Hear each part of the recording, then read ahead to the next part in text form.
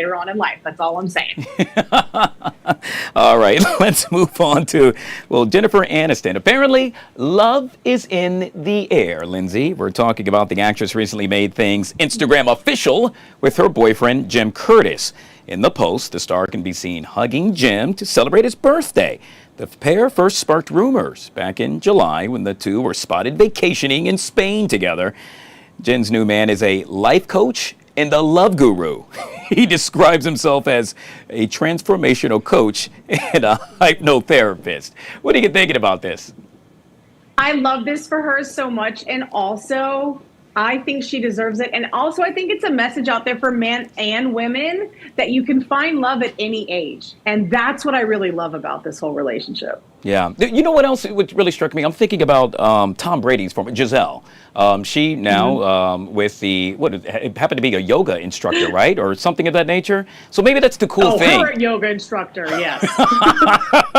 Hey, maybe that's the thing. You know, get a life coach, a yoga instructor, and you're good to go. You'll be happily ever after married, or at least in love.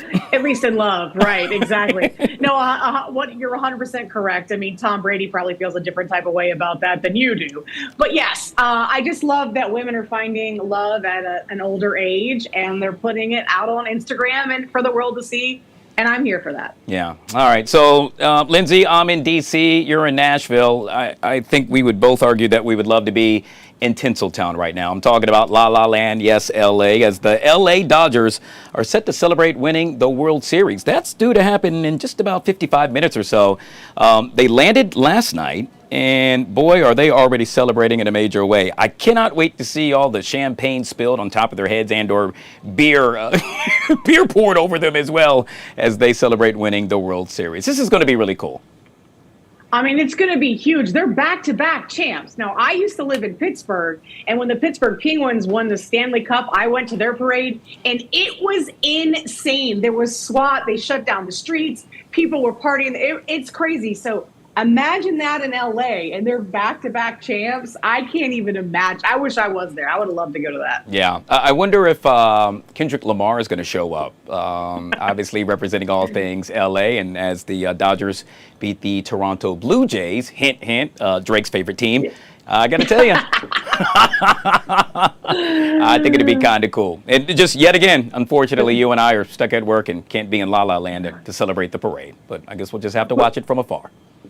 Yeah, we can always pretend. And also another win for Kendrick. We'll just go ahead and put that on the record. Kendrick got another win under his belt. Life with Lindsay, joining us for a little celebrity dish on a Feel Good Monday. I truly appreciate you, Lindsay. Always good to see you. Always good to see you. Thanks for having me. Have a great week. You too. All right, folks, we'll take a quick break. We'll be right back.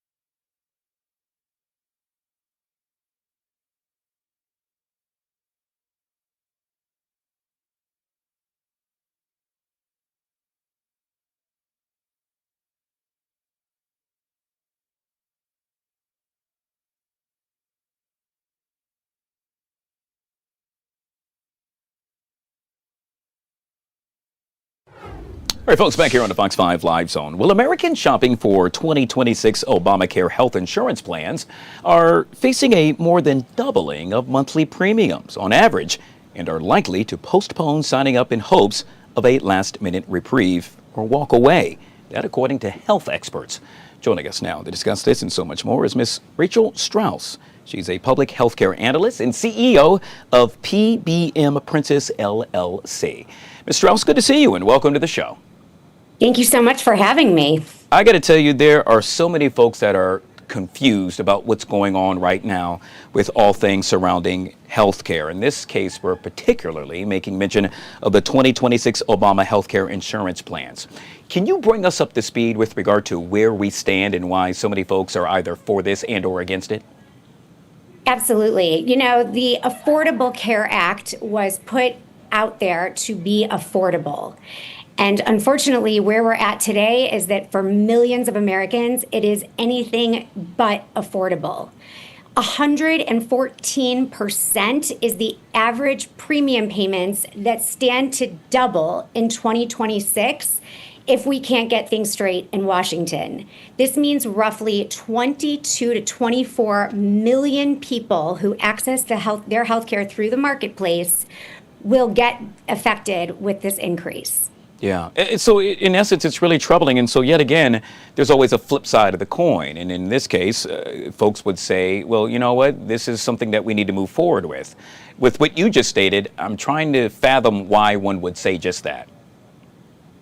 You know, I think that people need to understand that even before all the subsidy drama, insurers across the board, whether it's an employer health plan or an individually purchased program, we are seeing 26% increases on average across the board. People are going to feel this, whether it's through employer offered health plans or again, it's individuals. You know, so what people need to understand is that they really need to do their homework. You know, we're November 3rd. I think my brain today, it's a Monday, thinks it's November 1st. Either way, open enrollment has just officially started. And this is one of those instances where you cannot procrastinate your health insurance. Do the homework. I urge Americans, regardless of what happens, hopefully we'll see this come to an end in Washington any day. But people are going to have to do their homework and research policies. Yeah. And so when you say that, what are some of the things folks should look for? What should be top of mind for someone when you say do their homework? Take into account not just premiums, right? Not just what are you paying each month for the policy. Much like when we shop for auto insurance, you've got to be aware of anything you could potentially have to pay for. Write out a list of all of your medications. Do some Googling. Websites like GoodRx will have prices, you know, for some of those plans so that you can have an idea of what you're spending monthly in prescription medications, knowing what doctors take the insurance that you're looking at. Really have an idea if you're pregnant or plan to have a baby. These are things that, you know, you can kind of plan for and help you shop on the exchange to understand what kind of coverage you would need. Yeah. And I urge healthy people, we need healthy people, especially healthy people, to buy into health insurance. Because if people are deciding, you know, they don't need it this year because they feel good or they're not going to use the doctor, it's because of healthy people not entering the pool that is costing all the other Americans who need insurance to go up. Wow, I never thought about that. But to your point, I could fully understand it. It's a numbers game, I guess, if you will. And so if you're lacking numbers. It's almost like, I always like to equate it to, again, auto insurance. Could you imagine if every auto insurance policy was underwritten for a 16-year-old driver? I don't have a 16-year-old yet, but I know what's going to happen to our insurance premiums when we put him on our plan. Yeah. You have to have good drivers, otherwise the system breaks. Yeah, I don't have a 16-year-old either, but from time to time I drive like a 16-year-old, so perhaps that's why my auto insurance is so high. I'm not going to say anything there. And so I'm curious, Rachel, when obviously you are having the opportunity to speak to so many folks, and that's why I posed the question to you when we first began this segment to help me better understand. What are folks saying to you when you're out and about and you get a chance to speak to them about just this? I think people want to know why. Why are we seeing such huge increases? And truly, this is not political. We are seeing these increases because of the advancement in medicine, because pharmaceutical companies are pricing their medications higher to pay other people within the supply chain. One of the biggest reasons for this is GLP-1s alone. GLP-1s for common people, that would be drugs like Ozempic, things that were created for type 2 diabetes, but we're seeing them in the weight loss space. And, more than 40 million Americans, in fact, qualify for a GLP-1 from one of the FDA-approved reasons, and those medications are more than $1,000 a month. And so when you take into account the demand, the advancements in technology, all of these things that are helping us live longer, it's costing us on the other side. Yeah. And so, Rachel, at what point will we see the light at the end of the tunnel? And not only that, but how can we make sure we as a society don't find ourselves in this position again? Well, I think that the big word in healthcare these days is transparency. We need more action in Washington, right in the backyard of where you are now, to continue pushing all of the people on the payer side. I hear often healthcare is broken in America. Healthcare is not broken. What's broken is how we're paying for it. There are so many hands in that proverbial cookie jar that are continuing to take dollars away from the patients for their own profit. And so the more we push transparency, the more employers who are providing health insurance don't just see it as a line item expense, but truly see it as their opportunity to make an impact nationwide. That's where we're going to start to see light at the end of the tunnel. We're seeing more drug transparency sites. We're seeing this administration has pushed out, caps on certain medications. The fact that drugs are cheaper in other countries than they are here in the United States is horrible. We need Americans to be able to afford to take the medications that are a result of the advancement in society. So I think we're going to see this turn the more that this is pushed. I personally am hoping that we do see some of these subsidies extended. I think that pulling this out from so many millions of Americans will be detrimental, especially to our healthcare systems who need to be paid for the work they're providing. We just have to go about pushing harder to make sure that that is more transparent. Yeah. In the meantime, we'll have to continue to play the wait and see game. We have been speaking with Ms. Rachel Strauss. She is a public health care analyst and CEO of PBM Princess LLC. I truly appreciate your time. Thank you so much for coming on the show. Thanks for having me. You're welcome. All right, folks, we'll take a quick break. Hey, on the flip side of that break, we're talking jobs. Yes, Jobs. It's funny, almost forgot how to spell it. In this case, the best and worst states to work in. Chip Lupo from Wallet Hub, and I bet you he could spell. He joins us next, right here on the Live Zone. I was like, J-O.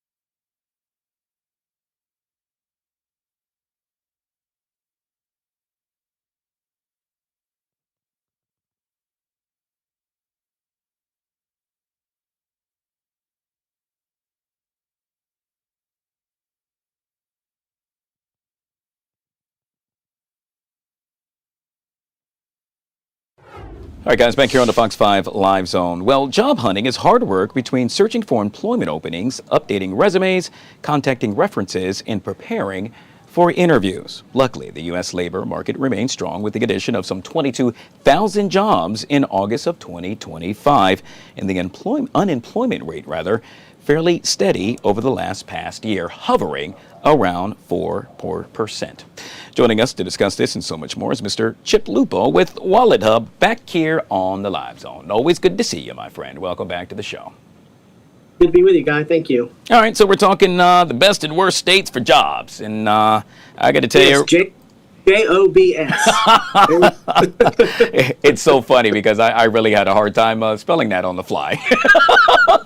But I got it right, for the record. It's Monday, so you get a mulligan on that one. It's Monday. Boy, does it feel like a Monday, I got to tell you, in more ways than one. So with this being said, we're talking about the best states and worst states for jobs. What is the criteria surround? Well, what we looked at, Guy, we looked at all 50 states, so this does not include Washington, D.C., on two dimensions, job market and economic environment. A little bit more weight on job market because those have the key factors that would more heavily influence someone's decision to relocate to that state for employment.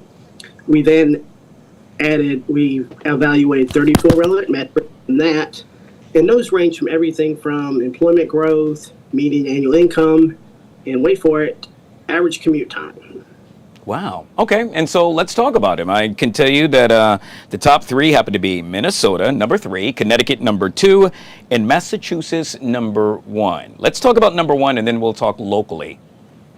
Well, Guy, yeah, let's also, to make this sort of a regional thing, Vermont at 4 and New Hampshire at 5. So that suggests that the New England area might be the best place to go for a job. And you throw in Minnesota, if you don't mind frigid winters, this might be the best place to go. Now, Massachusetts, it's always up here in job-related studies. Well, obviously, because there's the high-tech industries there. You have some great universities there, and people tend to remain in the area after graduation because the job market is so well. And that's evidence. They have the third best job security. They also have a high share of workers, and this is becoming more and more of an issue, is share working with private health insurance. A lot of private companies are doing away with health insurance, the traditional health insurance plans, in favor of other alternatives. Employees, they do have much better benefits and low poverty rates in all of these states also. Yeah. They do also median pretty high monthly and annual incomes, which is a necessity because these states are pretty expensive to live in. Yeah. And of course, that's numero uno, that yet again being the state of Massachusetts. Let's talk Maryland and Virginia. Where did they place on, yet again, the list of the best and worst states for jobs?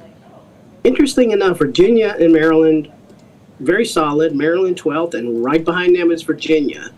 Now, what both of those states have going for them, guys, they both have very, very low unemployment rates, almost tops in the nation, below the average. We're hovering at somewhere between 3.7 to 4%, depending on what data you're looking at.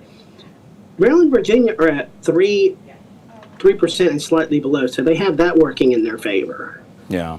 What both do struggle in industry variety, which kind of makes sense because both of those are hubs for federal government jobs given their proximity to Washington, D.C., so there's probably not as much of a variety there as you would find in the New England states with the tech sector. All right. Well, overall, it's in the top 20. I mean, we're used to being top 10. I mean, we always want to be the best, but it could be a lot worse. Oh, yeah. Well, of course, you factor in commute time, and both of those states rank near the bottom in that particular metric. Yeah. All right. I'll take it. Yet again. We could be, 49th or 50th? It is what it is. Speaking of it being what it is, in this case, we're making reference now to states where credit limits decreased the most since this year started. Obviously, it can be a day-to-day financial challenge, but a lower limit not only raises your credit utilization, which can hurt your credit score, but also restricts your spending power. I want you to tell us how the study came to be and what you found to be really interesting. And obviously, I'm going to ask you where D.C., if it happens to be a part of it, Virginia and Maryland placed as well. Well, what we looked at, Guy, is that we looked at the average credit card credit limits for the year ending, the fiscal year ending June of 2025. And then we evaluated them also within the last quarter, between the first quarter and the second quarter 2025, and took those percentages. And what we found was pretty interesting. Now, essentially, there's a number of reasons why you would have a lower credit limit. A lot of times, if you're putting too much debt, if you're charging too much on a credit card, the credit card companies will put a halt to that. Or sometimes, if you're not using it enough, the credit card companies can also reduce your credit limits. Some and residents in some states don't, where there's not enough median annual income, sometimes you don't qualify for a high enough credit limit. So there's a number of variables involved here. And of course, now we'll go through the top three: Wyoming, Alaska, and Vermont. Mm-hmm. Virginia was 10th, Maryland 13th. Now, what was interesting is that at the fiscal year ending June 2025, both states had comparable average credit limits, about almost just under 7,000 for Maryland and about 6,800 or so for Virginia. Now, fast forward to the end of the quarter, Virginia's average credit limit dropped all the way to 4,800. Wow.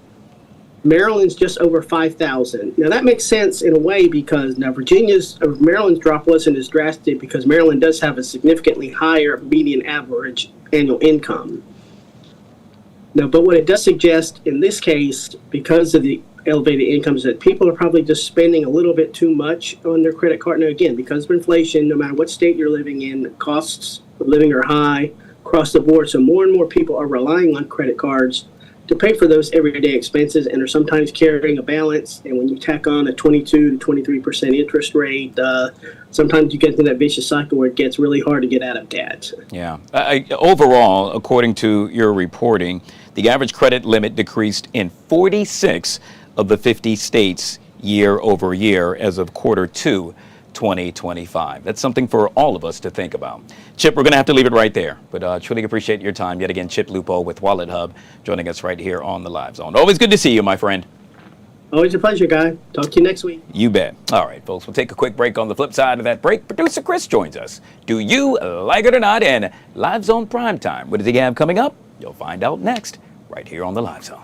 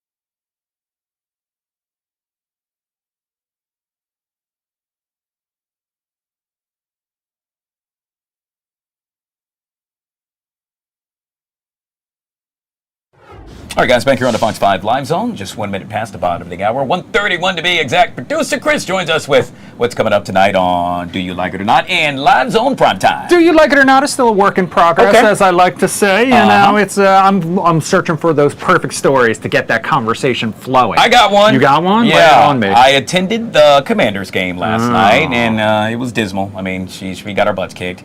And then you saw what happened to Jayden Daniels. But did, my yeah. issue, which I do not like, Producer Chris, I waited for the Metro, and I left in the third quarter period, whatever, and then I got to one stop prior to where I needed to go.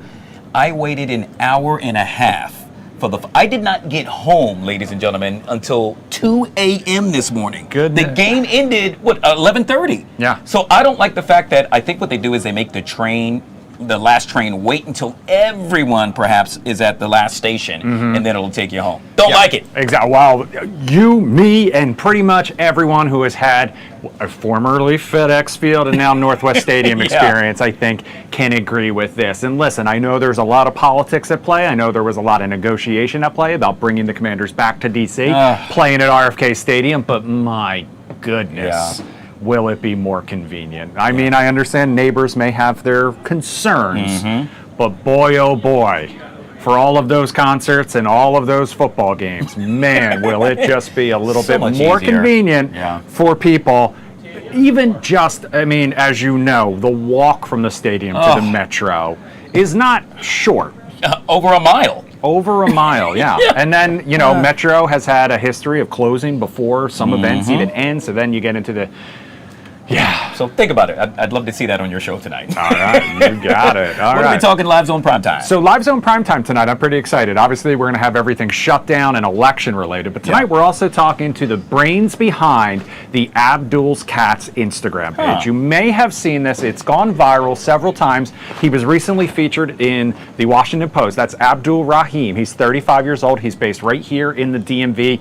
He grew up a dog person, but it's his cat videos that have made him a social media sensation. He fosters kittens, tries to find homes for them. Wow. His page filled with videos of adorable little kittens, him feeding them, him playing with them. His wife is the behind the scenes person Got it. filming all of these videos on his behalf. But we're going to talk to him all about the inspiration behind this, what it's like fostering these kittens, how you can help them find forever homes, and much, much more. And as you know, I am a cat person, Yeah. Pepper at home. So this is one of my favorite accounts to follow. But when I adopted Pepper, they told us that she is a diva and she is an only cat. So unfortunately, I have not been able to help him out when it comes to finding homes for some of these little kittens. But hopefully we can help out tonight on Live Zone Primetime. I know he has a few at home right now, not as many as he's had in the past, but that just means that it's working. And I love all the attention that he's getting for it. Yeah, over 440,000 followers. Did I just see that? Yeah, that's Wow. right. And, you know, it was National Cat Day last week, and that's what kind of put him on my radar. And so I reached out, and I know he's excited to join us live tonight as right, well. it's gonna I be a know lot of Winsome fun. Earl Sears also has an event tonight at 9:30, Okay. I believe, part of her last-minute push for votes before Election Day tomorrow, which, of course, we're going to have some special programming for tomorrow as well. Yeah, Tom Fitzgerald joining you. Tom Fitzgerald's going to join us live at 7:30. It's going to be a little election edition of Do You Like It or Not? And that just means we're going to have the Zoom room open. We're also going to have our crews spread out all across the Commonwealth at those watch parties, at the victory / concession rallies, you know, depending on how things go. So we'll have a lot of fun tomorrow, I think. It's going to be a busy day for sure. Even more reason for folks to download the Fox local app. That's right. In the meantime, you can check out Chris tonight, 7:30 on Do You Like It or Not? Before and that, 9 to o'clock. take it too. Oh, wow. Yeah, okay. so- You know what? You got to go. You're a I busy gotta guy. Let me let him go. We'll be right back.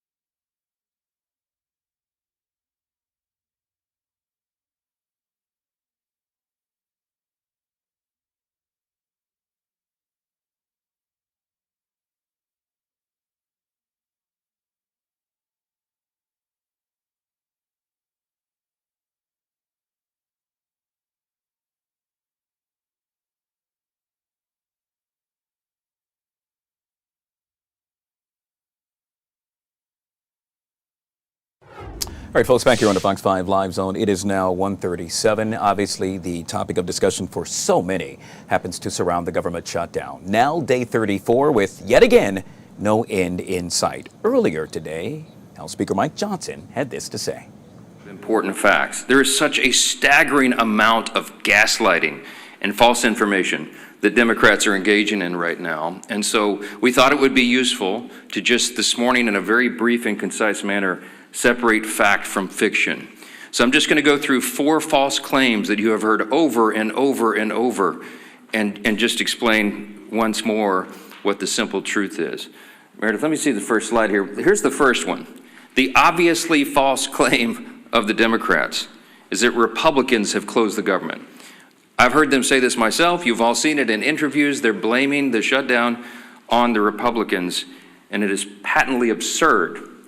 The next slide will show you the simple fact, the obvious fact that everyone can see. It is Republicans who have voted to open the government 14 times.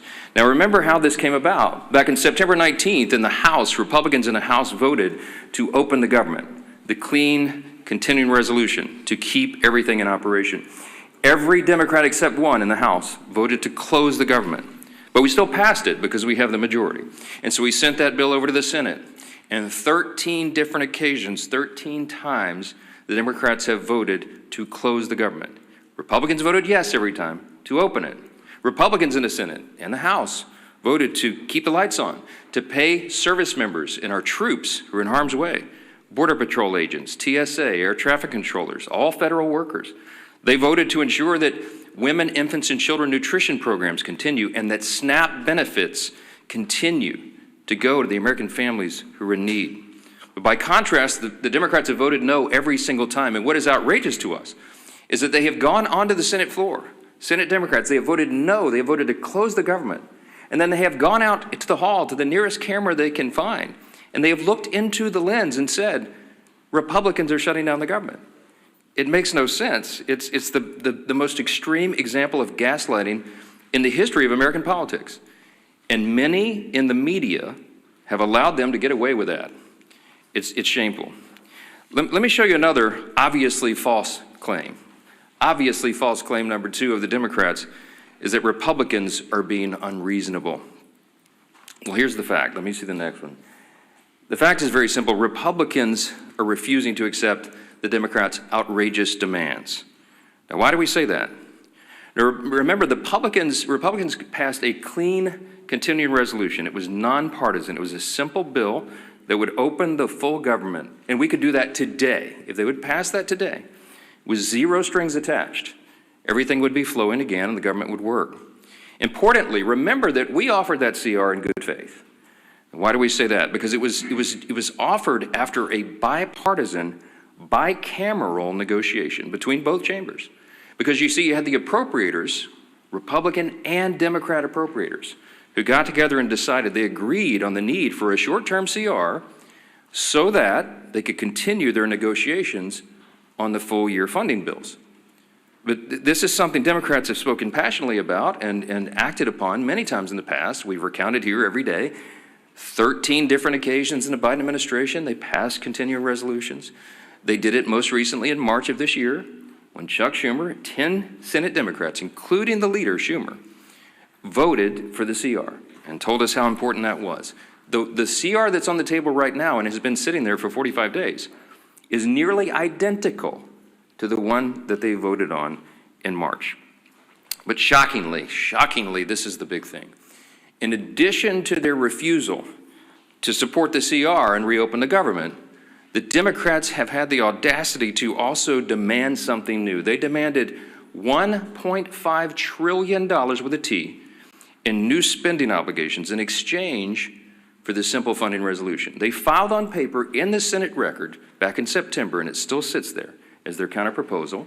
They would spend $1.5 trillion of your taxpayer funds. Included in that is nearly $200 billion of taxpayer funds that they want to use to restore free health benefits to illegal aliens. They want to spend billions in wasteful left-wing spending projects in foreign countries on things like LGBTQ plus awareness, in the Horn of Africa, all sorts of things. I could give you a long list, and we've said it here before. They want to spend $500 million to prop up left-leaning news organizations. And shockingly, in that same proposal, as their ransom for reopening the government, they want to cut $50 billion from the Rural Hospital Fund that the Republicans just got signed into law on July 4th. That is the bill that they filed that shut down the government. And every American can see that for themselves. So their claim about Republicans being responsible is laughable. Let me go to the third one. False claim number 3, Democrats are fighting for health care. You've heard this over and over and over. Let me say something very simply about this false claim. It is the Democrats who created Obamacare.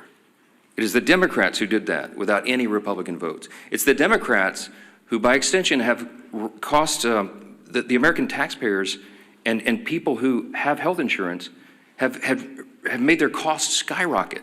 It is their policies that made that happen. And so instead of reforming it, the Democrats don't reform Obamacare, they want to subsidize it. They want to spend more taxpayer dollars. That, by the way, goes mostly to insurance companies, which makes the cost rise further. That's the Democrats' plan. When they passed Obamacare in 2010, they called it the Affordable Care Act. We know the truth is exactly the opposite. By some estimates, premiums have risen 60% in many categories since they passed that bill into law. Now, the fact is the opposite.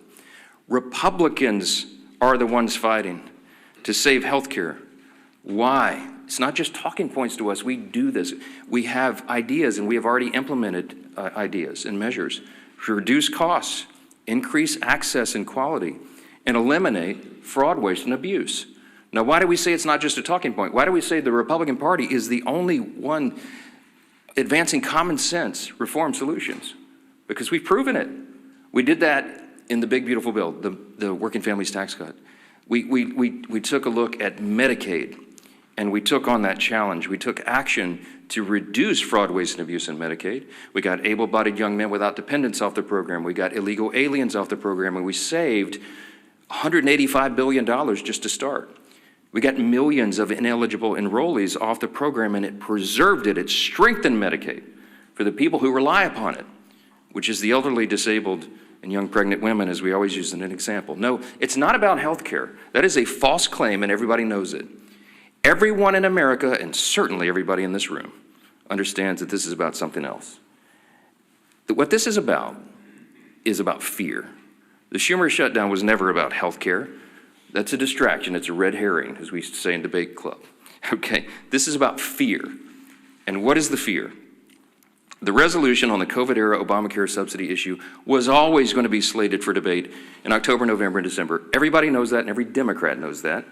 It's an issue that's too complex to be solved on a short-term funding measure like a CR. They know that very well. This is about fear. Everybody in the country is watching the elections that will happen tomorrow. You got big elections in New Jersey and Virginia, the governor's races and attorney general's races, et cetera. But all the attention is focused primarily on New York City. Why? Because the fear that Mamdani and all that he represents will be risen to power, that he'll be elected the mayor of America's largest city, the once cradle of capitalism, that we're going to have a Marxist, a communist running the largest city. Now this terrifies the establishment old guard Democrats in Washington. And the leaders of both chambers are among those most terrified. They're both from New York. Leader Hakeem Jeffries is the Democrat in the House. Yet again, House Speaker Mike Johnson discussing all things surrounding the government shutdown. All this as President Trump now doubling down on his call for Republicans to end the shutdown by abolishing the filibuster. We'll take a quick break. On the flip side of that break, producer Joey joins me for our Monday Talkers. That's coming up next, right here on the Live Zone.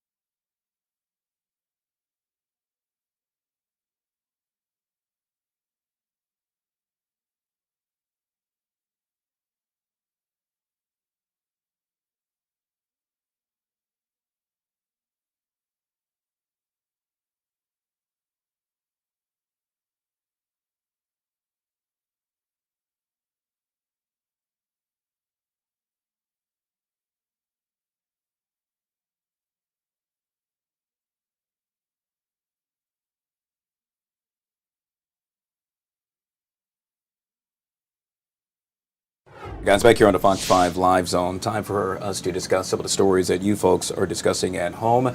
Of course, our website, fox5dc.com. Joining me to do just that, producer Joey on a Feel Good Monday back here on the Live Zone. Well, feels like Monday and feel good Monday on here on the Live Zone. Well, I got to tell you, a lot of folks aren't feeling good about what took place over the weekend. In this case, we're making reference to the juvenile ruckus we saw unfold in the Navy Yard. D.C. police now targeting 4 areas for a limited juvenile curfew. The zones include the Navy Yard, the U Street corridor, near Union Station, and Banneker Recreation Center. It comes after a chaotic Halloween night on Friday. You're taking a look at video, obviously showing hundreds of teens in the Navy Yard, many getting into fights. Well, this is actually prior to that, not that video itself. But it led to multiple arrests. The D.C. Council now expected to vote tomorrow on youth curfews. Earlier today, our very own Maureen Ume got a chance to speak with a Navy Yard resident about what unfolded over the weekend. Take a look. I think it did help. I think in the past when it was in place, it seemed like it was a little bit safer and calmer. But it's hard to tell. It's only been, 2 days? I think at times it does feel safer. It is nice knowing they're around, but even when they are out, the kids are still out, so it is hard to go out and walk a dog. Yeah, yet again, the D.C. Council expected to vote this Tuesday on the youth curfews. Joey, before you weigh in, I got to tell you, I live in the Navy Yard. What happened over the weekend literally took place just outside of the building that I live in. It's a mess, and if the curfew will bring an end to the chaos that we continue to see unfold, I'm all for it. I had a friend move into Navy Yard on Halloween, and as he was moving in, kind of the first thing, well, not Halloween, sorry, 4th of July, it was kids shooting fireworks at each other as soon as he moved into his apartment. Yeah. So yet again, there's cause for concern. There are a number of folks crying foul, myself included. I live in the Navy Yard. I'm tired of seeing this, and it's going to be really interesting to see what happens with regard to what the D.C. Council considers or decides to do, as this is yet again an issue that's reoccurring. It was a crowded Halloween in the district too.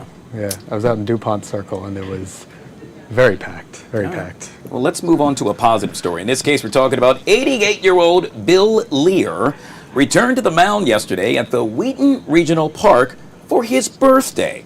Now, he pitched and played third base in the Ponce de Leon Baseball League. Hopefully I said that correct.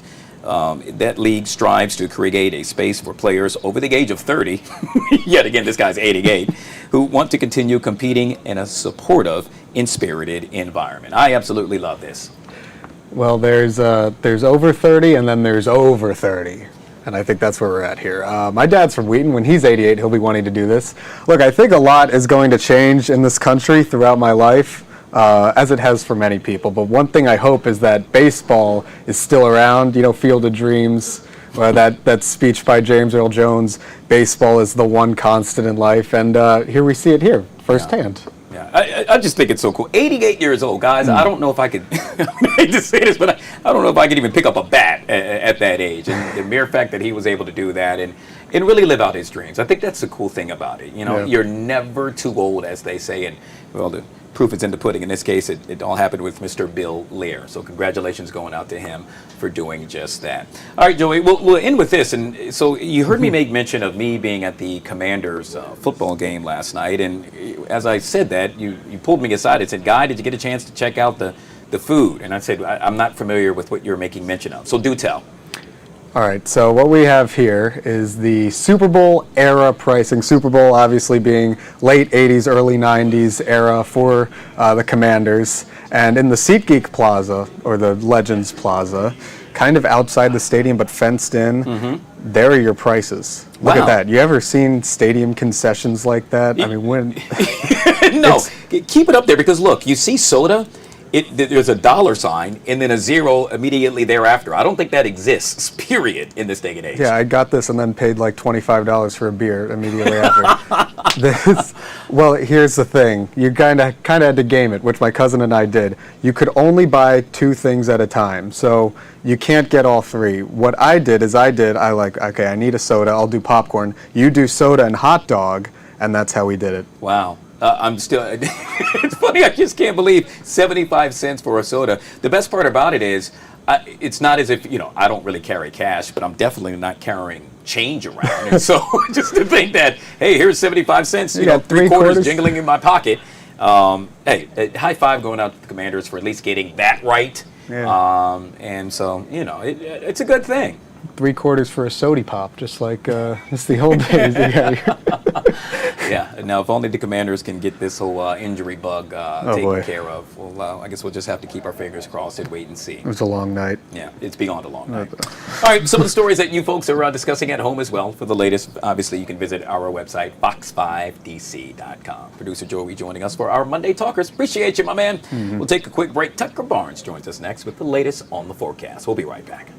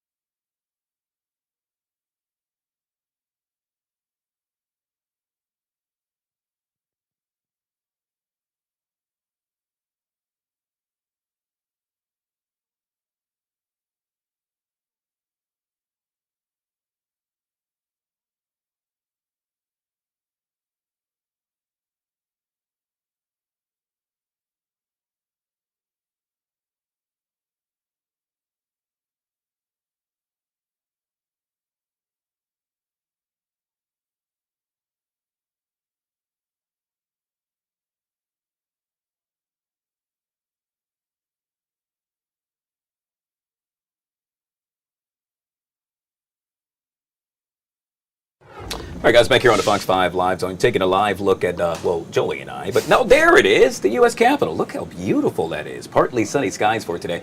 You know what? I should frame that. That is absolutely stunning right now. And the sunset's a little earlier, so now while we're on air, we can see. Look at that. Yeah. Look at that bouncing off of that. Partly sunny skies for today. We're going to stay in the low to mid 60s as we truly enjoy the weather during this November time of the year.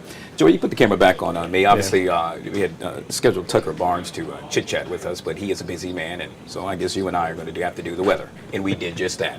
Hey, folks, I want to thank you so much for joining us earlier today. Obviously, tomorrow we were focusing on all things with regard to the gubernatorial race in the Commonwealth. Abigail Spanberger, obviously, is leading by 10 points as it currently stands.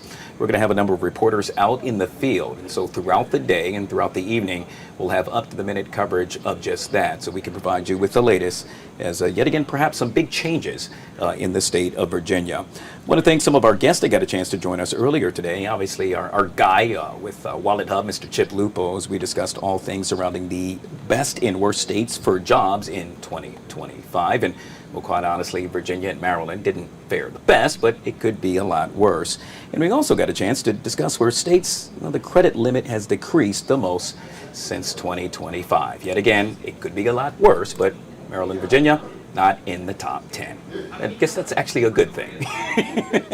Hey, folks, we truly appreciate you joining us. Don't forget, tonight, producer Chris, 7:30, do you like it or not? I just got word I will join him. And all so right. we hope you join us as well. In the meantime, he's Joey. Hi. I'm Guy.